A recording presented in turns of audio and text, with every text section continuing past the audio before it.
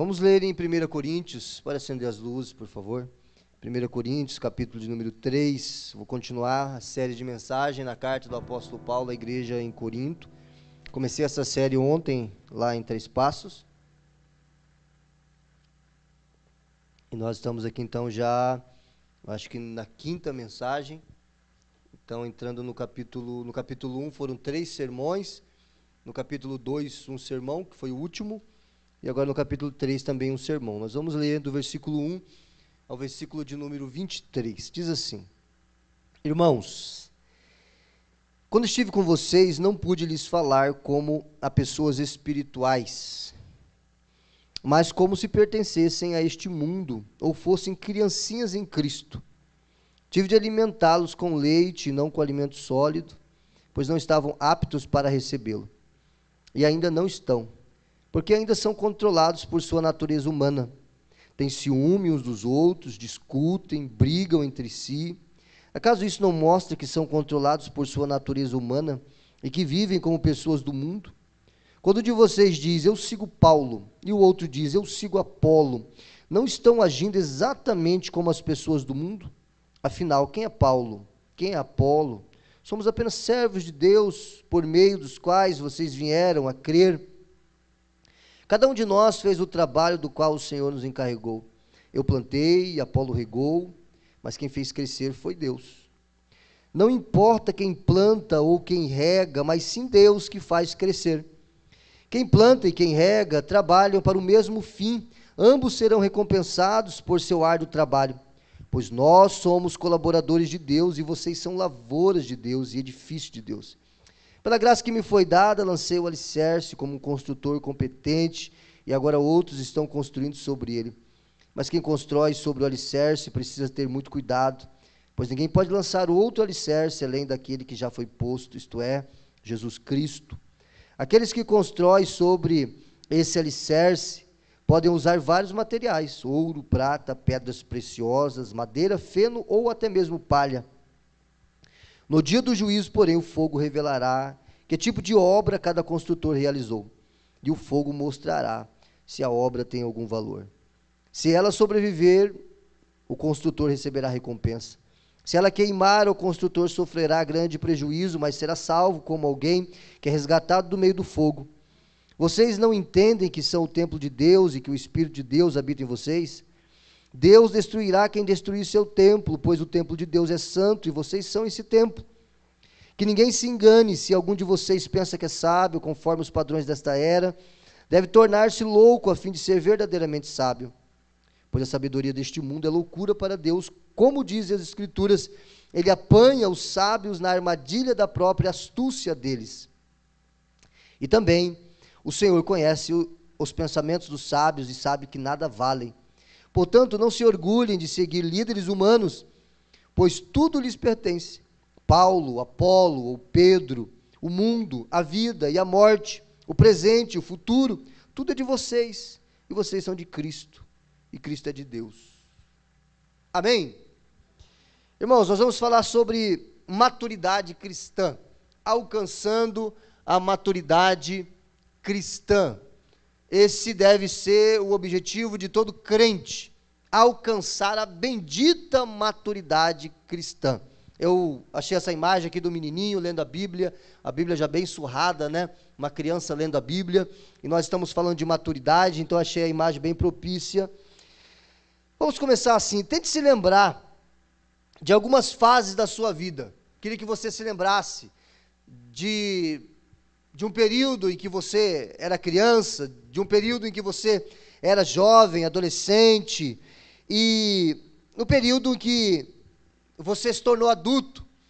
E eu queria que você tentasse trazer à sua memória como você se comportava diante de algumas situações. Quando você era criança, como você se comportava diante do não? Você queria um doce, o papai falava não, qual era o seu comportamento?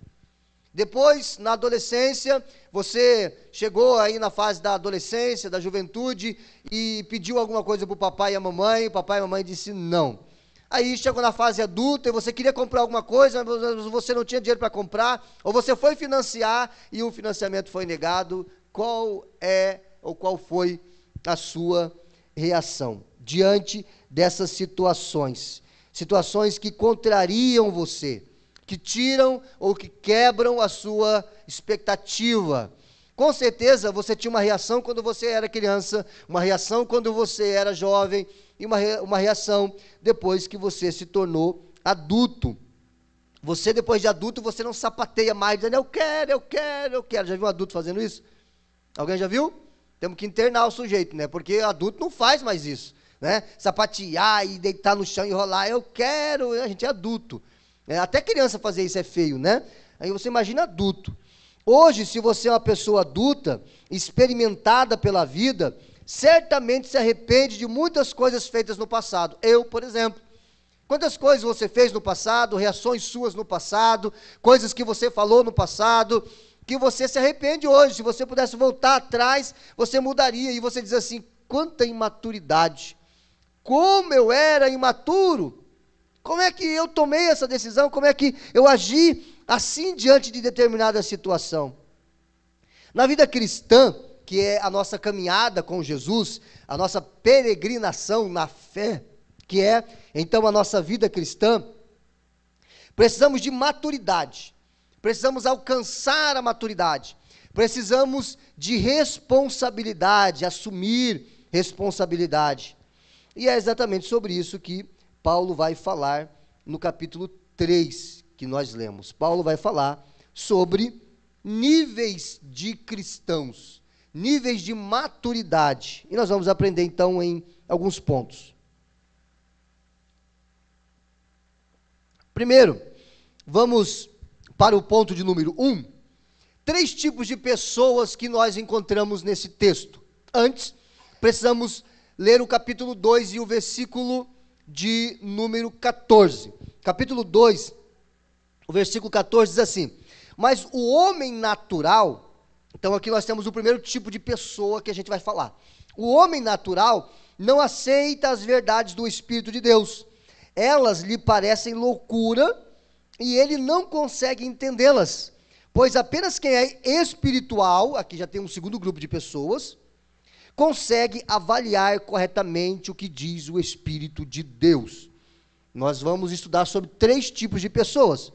O próximo texto é o versículo 1 do capítulo 3, que a gente vai ler mais uma vez.